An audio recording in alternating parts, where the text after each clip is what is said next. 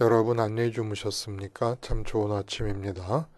오늘 6월 5일 화요일 말씀으로 드리는 오늘의 번제. 오늘부터 호세아서를 시작합니다. 호세아서 1장 말씀. 그런데 내용상 2장 1절까지를 끊어야 통일된 내용을 우리가 접할 수 있습니다. 2장 1절까지. 우리는 1절부터 9절까지만 같이 읽겠습니다. 시작. 오시아와 요담과 아하스와 히스기야가 이어 유다 왕이 된 시대 곧 요아스의 아들 여로보암이 이스라엘 왕이 된 시대에 브에리의 아들 호세아에게 임한 여호와의 말씀이라. 여호와께서 처음 호세아에게 말씀하실 때 여호와께서 호세아에게 이르시되 너는 가서 음란한 여자를 맞이하여 음란한 자식들을 낳으라. 이 나라가 여호와를 떠나 크게 음란하매니라 하시니 이에 그가 가서 디블라임의 딸 고멜을 맞이하였더니 고멜이 임신하여 아들을 낳음에 여호와께서 호세아에게 이르시되 그의 이름을 이스르엘이라 하라. 조금 후에 내가 이스라엘의 피를 예후의 집에 갚으며 이스라엘 족속의 나라를 폐할 것임이니라. 그날에 내가 이스라엘 골짜기에서 이스라엘의 활을 꺾으리라 하시니라. 고멜이 또 임신하여 딸을 낳으며 여호와께서 호세아에게 이르시되 그의 이름을 로루하마라 하라.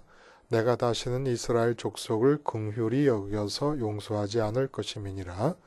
그러나 내가 유다 족속을 긍휼히 여겨 그들의 하나님 여호와로 구원하겠고 활과 칼이나 전쟁이나 말과 마병으로 구원하지 아니하리라 하시니라. 고멜이 로루하마를 젖된 후에 또 임신하여 아들을 낳음에 여호와께서 이르시되 그의 이름을 로암미라 하라. 너희는 내 백성이 아니요 나는 너희 하나님이 되지 아니할 것임이니라.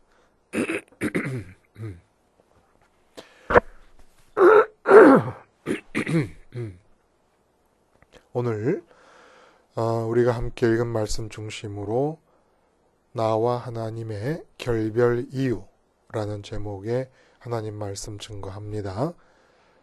나와 하나님이 결별한다면 과연 그 이유가 무엇인가? 라는 것입니다. 결별이라고 하는 것이 오늘 본문에서 얘기되고 있어요. 마지막에 로암미라고 하는 이름이 나오지 않습니까? 내 백성이 아니다. 나는 너희의 하나님이 아니고 너희는 내 백성이 아니다. 끝나는 거지요. 근데 이렇게 내 백성이 아니다, 너의 하나님이 아니다라는 결별 선언은 선민들만이 갖고 있는 특권이라고 말할 수가 있겠습니다. 일반 사람들, 선민이 아닌 사람들은 하나님과 결별할 이유도 없지요. 결별이라는 것은 관계를 전제하고 있으니까.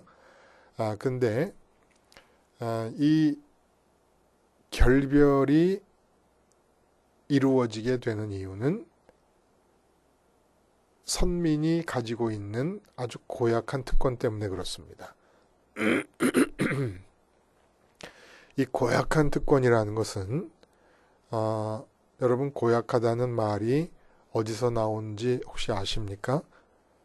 세종대왕 때 신하 중에서 형조 판서를 하는 했던 사람의 이름이 고약해요. 성이 고시고 같을 약자 바다 해자.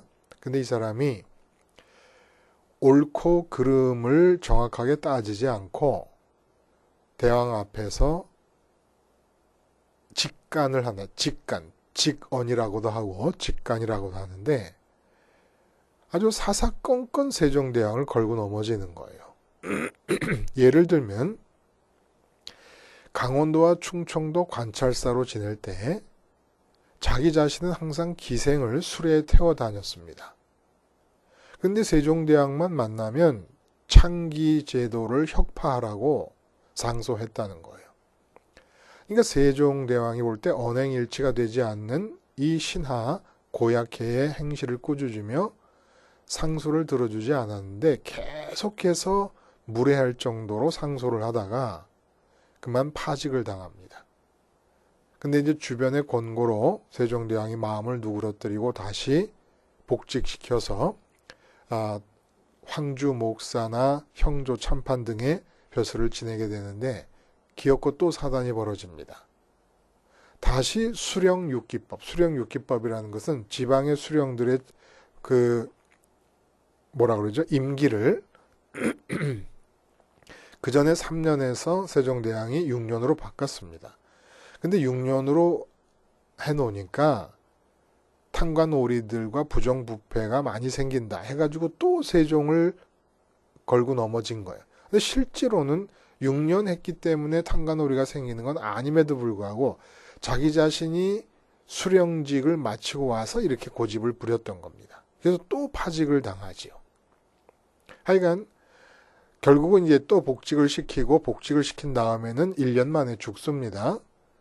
그래서 이 고약해라고 하는 신하의 그칠 줄 모르는 쓴소리에 지친 세종대왕이 아주 경우가 맞지 않는 고집을 부리는 넌더리가 나는 사람을 만날 때마다 고약해 같다라는 말을 해왔고, 그 후에 경우에 맞지 않게 반론을 펴거나 자기 고집 부리기를 충성어린 직원과 혼동하는 신하들을 일컬어서 고약해 같은 놈이라고 표현한 데서 고약한 놈, 고얀 놈, 고약하다라는 말이 생겼다고 합니다.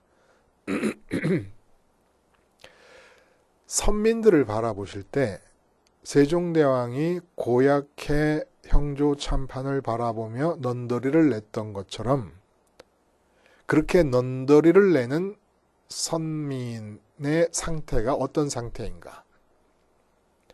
하나님께서 넌더리를 내는 이 선민의 상태로 인해서, 고약한 선민의 상태로 인해서 선민과 결별을 하시게 됩니다. 결별이라는 것 안에 영원히 끊음, 관계나 교제를 영원히 끊는다는 영원이라는 말이 포함되어 있어요. 그래서 하나님께서 영원히 선민과 관계를 끝내시는 일이 오늘 성경에 기록되어 있다는 겁니다. 하나님이 넌더리를 내시는 거예요. 그러니까 이게 선민의 특권 중에 하나님과 영원한 결별이 가장 고약한 특권이 아니겠는가? 왜 이런 고약한 특권이 발휘가 되는 것입니까? 하나님이 넌더리를 내시기 때문에. 세종대왕이 고약해라는 형조 참판을 향해 넌더리를 냈듯이 넌더리를 내실 수밖에 없는 일이기 때문에. 그러면 그 넌더리를 내시는 일이 도대체 뭐냐? 그것이 바로 오늘 본문에 나오는 대로 영적인 음란함이라는 것입니다. 영적인 음란함. 우리가 착각하면 안 될 것은 하나님은 선택하신 선민을 버리지 않으시는 분이 아니십니다. 선민을 버리세요. 얼마든지 버리시는다는 것이 성경의 증언입니다. 출애굽을 시킨 선민을 광야에서 60만 장령을 다 죽이면서 버리십니다. 가나안 땅으로 들여오셔서 오늘 본문에 호세아가 말하는 대로 북왕국 이스라엘이 버려질 것을 예언하듯이 북왕국 이스라엘을 버리셨습니다. 남왕국 유다도 버리셨습니다. 우리는 회복을 얘기해요. 선민의 회복, 이렇게 버려진 자들의 회복. 그러나 실상을 깊이 들여다보면 오늘 본문에서도 우리가 읽은 9절 다음에 10절부터 그 다음 2장 1절까지 선민의 회복에 대한 얘기가 나오는 것 같지만 이건 회복이 아니에요. 하나님이 선민을 포기하시지 않은 게 아닙니다. 호세아의 예언을 듣고 주전 722년에 아수르의 공격을 받아서 사마리아에 의해 멸망을 받고 멸망을 당하고 말 때 그 당시 사람들은 다 죽은 것이고 결별 선언이 이루어진 겁니다. 그런데 그렇게 지나고 나서도 하나님이 그치지 않고 중단하지 않고 포기하지 않으시는 것은 사람들 중에서 끊임없이 선택하시는 것을 포기하지 않으시는 것이지 이미 선택하신 사람을 버리지 않는 것이 아니라는 겁니다. 이 우리가 잘 알아야 돼요. 그러지 않으면 성경을 완전히 우리 마음대로 해석을 우리 편의대로 해석을 해버리는 겁니다. 그래서 주석들을 보면 자꾸 선민을 버리지 아니하시고 회복하신다 하시는데 그 말도 일부 맞아요. 심판과 멸망을 경고하셔서 회개할 경우에는 회복시켜 주십니다. 선민의 위치로. 그러나 끝내 이 회개가 없으면 버리시는 거예요. 계속 버리십니다. 다만 하나님은 이 세상 사람들 중에서 누군가를 선택하시는 일을 끊이지 않으시는 것뿐이죠. 가장 대표적인 회복 사건이라고 우리가 생각하는 그 바벨론 포로로부터의 귀환도 포로로 잡혀가던 당시의 사람들은 다 버림받아서 죽은 겁니다. 영혼이 하나님과 결별한 상태로 끝이 난 겁니다. 그 포로로 귀환하는 사람들이 누구예요? 70년 세월이 흘렀습니다. 거의 대부분이 나라가 망할 때 거의 책임이 없던 아주 젊은이들이나 20살로 잡아도 90살이 됐어요. 다니엘 같은 특별한 경우. 아니면 전부 그 망할 때 하나님이 결별 선언을 할 때 있지도 않았던 새로운 세대 사람들을 하나님이 택하셔서 회복을 시키시는 겁니다. 그러니까 나도 얼마든지 하나님과 결별할 수 있다는 사실을 우리가 잊어버리고 있기 때문에 우리의 신앙이 탄력을 받지 못하고 있다라고도 말할 수 있다는 겁니다.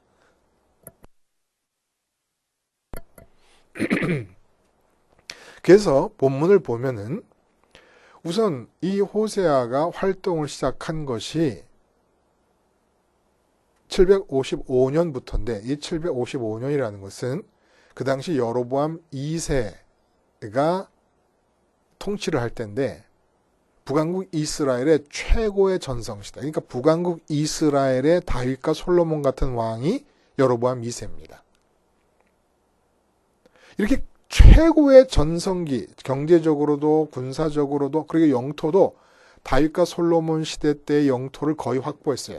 남왕국 유다 땅이 차지하고 있는 지역 말고는 북쪽으로 다윗과 솔로몬 시대 때 도달했던 그 넓이의 영토를 다 회복하고 차지했습니다.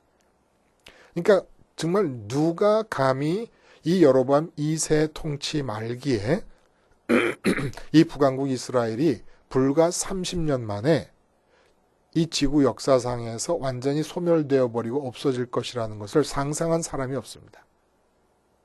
이렇게 전성기를 구가할 때에 호세아가 북왕국 이스라엘이 완전히 하나님과 결별되고 내 백성이 아니다라는 로암미라는 말이 뜻하는 바대로 하나님과 완전한 결별을 이루고 이 세상에서 사라져버리고 맙니다. 근데 오늘 이 본문을 통해 우리가 알 것은 결별함의 이유예요. 결별함의 이유. 그 호세아 선지자가 음란한 여자 고멜을 맞이해서 결혼을 합니다. 그래서 음란한 여자 고멜이라는 것은 적어도 이 고멜이라는 여자가 그 당시 호세아 주변에 있는 북왕국 이스라엘 사람들에게는 잘 알려져 있는 사람이에요. 그러지 않으면 이런 상징적인 결혼이 의미가 없어요. 고멜이 누군지 모르고 있다면 상징적인 결혼에 의미가 없지 않습니까? 그래서 이렇게 볼 때 고멜은 아마도 그 북왕국 이스라엘 사람들이 빠져 있었던 바알 숭배를 하기 위한 바알 신전에서 상주하며 창녀 노릇을 하던 창기가 아니었겠는가 라고 추측을 해볼 수가 있습니다. 신전 창녀, 바알 신전에 상주하던 신전 창녀 고멜을 데려다가 아내로 삼아서 자녀를 낳았던 거예요. 첫 번째 낳은 아들의 이름이 이스르엘. 이 뜻은 하나님이 흩으신다. 이 말은 이제 이스르엘 그 다음에 로루하마, 로암미로 나가는데 이게 하나님께서 선민과 결별하시는 단계를 밟는 과정을 보여주신 겁니다. 흩으신다라는 것은 선민으로서의 외형이 있잖아요. 외형. 그 외형이 뭡니까? 아브라함과 야곱의 자손이다 라는 혈육상의 외형이라든지, 그리고 민족과 나라, 이런 외형이 있어요. 선민. 그러니까 이스라엘, 북왕국 이스라엘에 태어나면서 자연스럽게 선민이 되는 겁니다. 이런 모든 외형을 다 깨뜨려 버리신다는 것이 하나님께서 흩으신다는 내용이에요. 민족이라는 단위, 국가라는 단위를, 선민의 국가, 민족이라는 이 단위를, 외형적 틀을 다 깨버리신다는 겁니다. 그리고 두 번째 로루하마라는 것은 긍휼이 끝쳤다, 긍휼이 없어졌다 라고 하는 얘기인데, 이 긍휼이 없어졌다라고 하는 얘기는 무슨 얘기입니까? 굉장히 중요한 의미를 담고 있어요.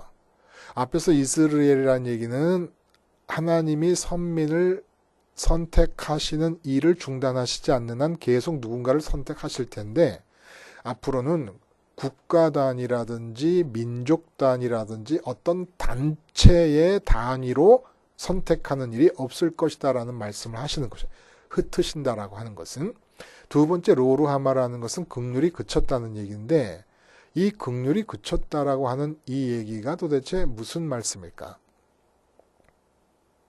여기 영적 음란함을 함께 곁들여서 생각해 봅니다. 영적 음란함이라는 것은 우리 인간의 생긴 구조로부터 얘기될 수가 있어요. 늘 말씀드리지만 우리 인간은 하나님께서 왜 지으셨어요? 하나님과 예수님과 성령님 간의 삼위일체 되심. 내가 아버지 안에 있고 아버지가 내 안에 계세요. 성령을 통해서 예수님이 아버지 안에 들어가 계시고 아버지가 예수님 안에 들어가 계십니다. 이렇게 해서 일체되심 안에는 기쁨이 발생합니다. 서로가 서로를 채워주심으로써. 그래서 이 삼위일체가 일체되심으로 인해서 생기는 기쁨에 참여하는 인격적 존재를 만드시기 위해서 창조를 하시고 인간을 만드신 것이에요. 그러니까 인간에게는 예수님 안에 하나님이 들어오시고 하나님 안에 예수님이 들어가셨듯이 그러한 형식으로 하나님과 일체될 수 있기 위해서 마음이 하나님이 들어오실 수 있는 자리에 빈 공간으로 만들어졌습니다. 그래서 하나님이 들어오셔서 채워지게 되면 만족이 일어나고 기쁨이 생기면서 삼위일체 하나님 간에서 발생한 기쁨에 참여하는 일이 생기는 것이에요. 우리가 참여함으로써 사위일체됨으로써. 그래서 만족과 기쁨은 우리가 쾌락주의, 에피쿠로스 학파를 우리가 쾌락주의라고 그러지 않습니까? 에피쿠로스 학파가 그렇게 했던 것처럼 만족과 기쁨을 추구한다고 하기에는 너무나 존재론적이라는 거예요. 존재론적이라는 무슨 얘기냐?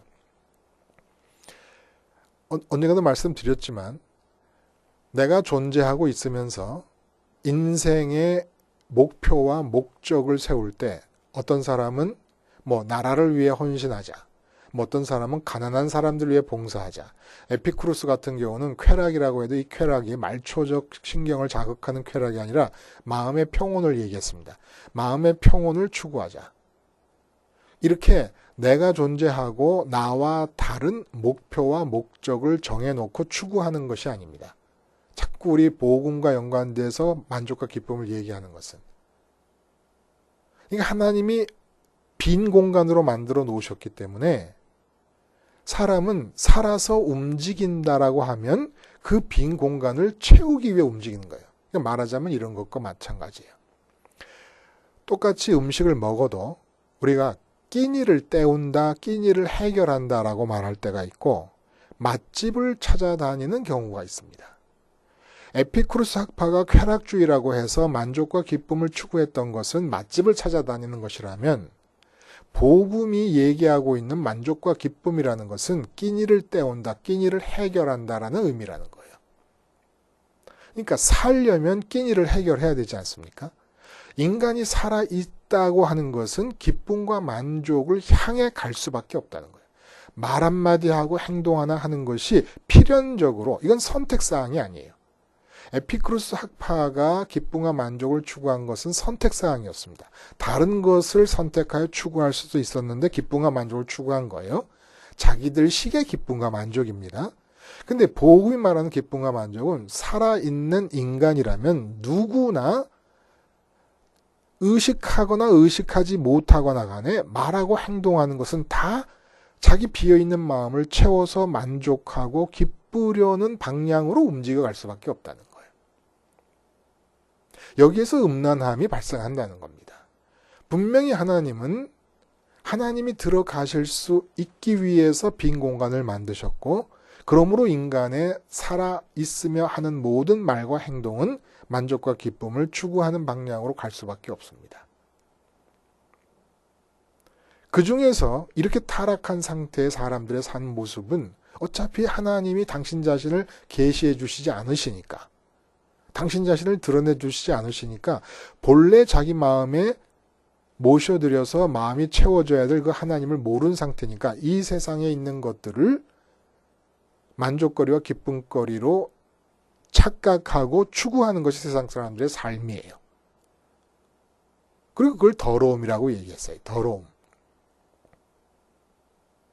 근데 이들은 더러움에 끝나지 이 더러움이 음란함으로 바뀌질 않는다는 거예요. 근데 선민의 경우에는 상황이 어떻게 바뀌었느냐? 하나님께서 당신 자신을 드러내 보여주셨습니다. 그래서 출애굽을 시켜서 시내 산에서 하신 일이 뭐냐면 결혼식이에요. 결혼식. 결혼식이라는 것은 하나님이 이스라엘의 하나님이 되시고 이스라엘이 하나님의 백성이 되는 것입니다. 한 사람 한 사람이 하나님과 연합하여 하나님을 모셔드리는 것을 힘쓰며 살라는 것이에요. 그래서 결혼식을 했기 때문에 다른 사람들은 하나님이 들어올 자리지만 하나님이 당신 자신을 계시하지 않고 계시니까 있어야 될 하나님이 있지 못하고 있어야 될 곳에 있지 말아야 될 다른 것들이 들어옴으로써 청결이 깨어지고 더러움이 발생했지만 선민은 결혼식으로 불러서 신부로 삼았기 때문에 마음의 채움을 위하여 하나님 말고 다른 기쁨거리나 만족거리를 찾게 되면 이 더러움이 음란함으로 바뀌고 간음으로 바뀐다는 것입니다. 근데 이스라엘이 이 땅에 살면서 선민으로 하나님의 신부로 부름을 받았으면서 마음의 기쁨과 만족을 위해서 하나님을 제쳐두고 이 세상에 있는 다른 것들을 기쁨거리와 만족거리로 삼아 마음으로 채우려고 했으니 이것이 바로 바알 신전에 상주하던 한 창녀 고멜과 호세아가 결혼함으로써 보여주시려고 했던 선민의 음란함이고 영적 음란함이고 이 영적 음란함이 바로 영원한 결별의 이유가 된다 이런 말씀을 하시는 겁니다. 그래서 내가 우리 자녀가 서울대학을 들어갔기 때문에 너무너무 기뻐서 김 집사님, 이 집사님, 최 장로님 다 모셔다가 목사님도 모셔다가 축하연을 벌였다. 기쁨 가운데. 너무 참 당연하게 모든 사람에게 이런 일이 일어나기를 바랄 수 있을 만한 그런 일 아니겠습니까? 경사스러운 일 아니에요?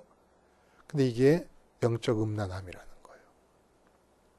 자녀가 서울대를 들어갔으면 하나님으로 채워져서 하나님으로 기쁜 중에 자녀가 서울대 들어간 상황을 맞이할 것이지 누가 기쁘지 말라는 거예요. 얼마나 기쁘라는 겁니다. 기쁨을 위해 만들어진 게 인간이에요. 만족과 기쁨을 위해서. 그래서 하나님이 부르시고 만족과 기쁨의 유일한 거리가 되실 수 있기 위해 당신 자신을 아예 우리에게 제공까지 하시는 사랑을 보여주셨습니다. 근데 하나님 모셔드려서 기쁘기 전에 텅텅 빈 마음에 자녀가 서울대 들어가는 바람에 기뻐한다. 이게 보통 사람 같으면 더러움의 연속일 텐데, 더러움의 발생일 텐데 선민이기 때문에 영적인 음란함이 돼버린다는 겁니다.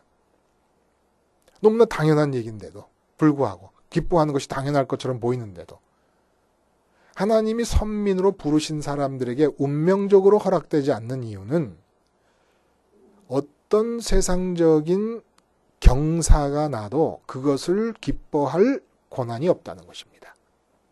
권리가 없다는 거예요. 자격이 없다는 거예요.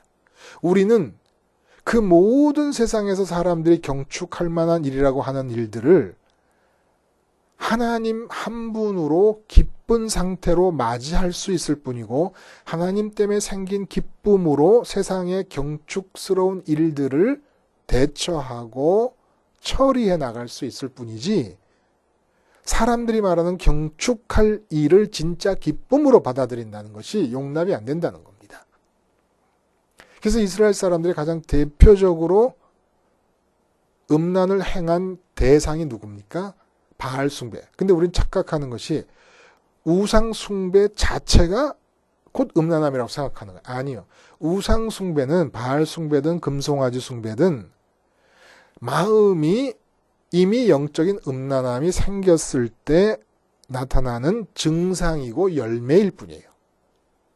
마음은 이미 풍요와 다산이라고 하는 대상과 영적인 음란함의 상태에 빠져 있을 때에 그 영적인 보이지 않는 음란함이 겉으로 드러난 열매가 바알 숭배와 금송아지 숭배지, 그 바알 숭배나 금송아지 숭배가 음란함이 아니라는 거예요. 내가 풍요와 다산이 있어야 기쁘다고 믿고 풍요와 다산을 추구하는 것, 일반 사람 같으면 더러움입니다. 어차피 사람은 만족과 기쁨을 추구할 수밖에 없어요. 생겨 먹은 게 그렇게 생긴 거예요. 근데 선민이 그런다는 것은 영적 음란함이라는 것이에요. 그래서 지금 선민의 상태가 어떤 상태인가 아무도 모르는 거예요. 감각이 없어요. 영적인 상태가 어떤 거지. 그러니까 호세아 선지자로 하여금 누구나 다 할 수 있는 음란한 여인인 바알 신전에서 머물면서 신전 창녀 일을 하고 있던 고멜을 부인으로 맞아들이는 일을 명하신 것입니다. 아까 얘기하다가 지금 많이 지나왔습니다만은 로루하마라는 이름이 어떻게 이해가 될 수 있느냐. 바로 이 음란함으로부터 이해가 된다는 거예요. 하나님이 긍휼을 끊어내십니다. 이젠 더 이상 긍휼히 여기지 않으신다는 거예요. 보세요. 하나님의 긍휼이 어떻게 발동되어서 우리에게 임하는가를 보시자는 거예요. 하나님이 인간을 만드시기는 만족과 기쁨이 있어야 되도록 만드셨습니다. 생겨먹은 존재의 구조 자체가 그렇게 생겼어요. 만족과 기쁨이 없으면 살 수가 없어요. 그러니까 계속해서 만족과 기쁨을 추구해요. 슬퍼하고 걱정하고 염려하는 것도 결국은 만족과 기쁨을 추구하는 과정인 거예요. 만족이 안 생기고 기쁨이 안 생기는 길이 주어지면 어떡할까라고 해서 근심하고 걱정하는 거니까. 이런 인간이 불쌍하지 않습니까? 생겨먹은 게 그렇게 생겨서 기쁨이 없으면 못 살고 만족이 없으면 못 사는데, 삼위일체 하나님 안에서는 영원 전부터 영원까지 지금도 기쁨이 펑펑 샘솟아 오릅니다. 한쪽은 기쁨이 넘쳐나는데 한쪽은 기쁨이 없으면 살 수 없을 정도로 속이 비어 있습니다. 여기서 하나님의 긍휼이 작동하신다는 거예요. 그래서 당신 자신을 주시는 거예요. 우리를 긍휼히 여기셔서 너도 기쁨과 만족이 없으면 못 살게끔 지어져 있는 인간인데, 기쁨과 만족이 나 말고는 이루어지가 않으니까 너를 긍휼히 여겨서 내가 나를 너에게 주노라. 이게 긍휼의 핵심입니다. 근데 긍휼이 왜 끊어져요? 하나님이 당신 자신을 긍휼히 여겨서 주시려고 하는데, 이거 웬걸? 당신 자신이 들어갈 겨를이 없어요. 풍요와 다산이 기쁨이라고 믿고 있는 거예요. 하나님 말고는 기뻐할 수도 없고 만족할 수도 없어서 두 손 들고 하나님만 바라보는 거지 나사로가 이름이 뜻이 뭐라고요? 하나님만이 나의 도움이시다. 아무것도 없어요. 나사로에게 기쁠 거리, 만족거리가 아무것도 없어요. 오직 하나님만 바라보고 기다립니다. 그러니까 긍휼히 여기셔서 하나님 당신 자신을 주시고 구원해 주십니다. 근데 그 나사로와 함께 나오는 부자를 봤더니 긍휼히 여겨 주실 수가 없는 것은 그 많은 재산을 가지고 자기가 만족해하고 기뻐하고 있더라는 겁니다.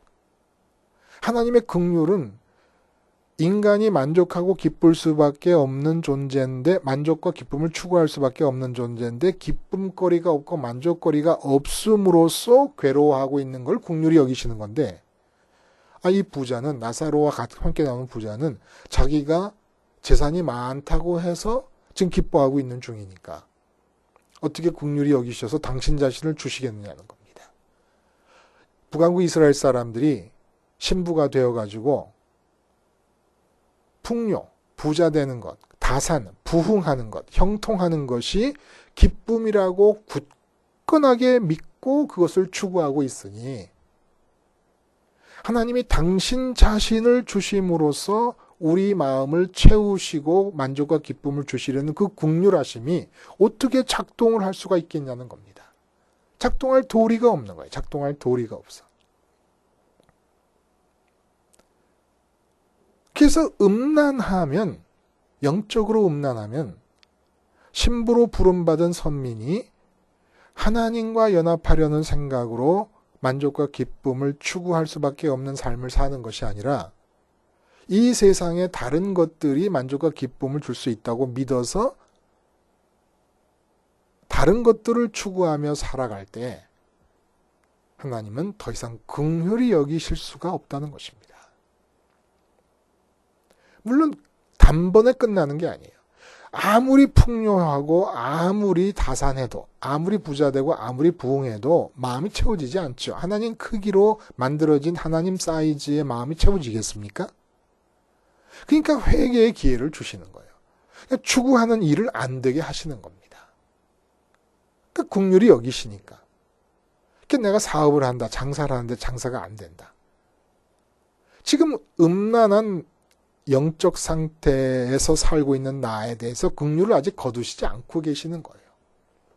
안 되고 있다면, 잘 안 된다면, 적자가 나고 있다면, 하는 일마다 불통하고 있다면 이 세상에서 기쁨을 추구하고 만족을 추구하는 거리들을 붙잡고 하는 일을 막으시는 이유는 아직도 긍휼히 여기시기 때문입니다. 그거 이루어져 봐야 하나님 크기로 만들어진 마음이 채워지지도 않을 것이라는 걸 알기 때문에 긍휼히 여기시는 거예요. 근데 아무리 막고 기다려도 하나님만이 기쁨이고 만족이라는 사실을 깨닫고 인정하고 하나님께로 돌아오질 않는 거예요. 그 음란함의 상태를 지속해 나가는 겁니다.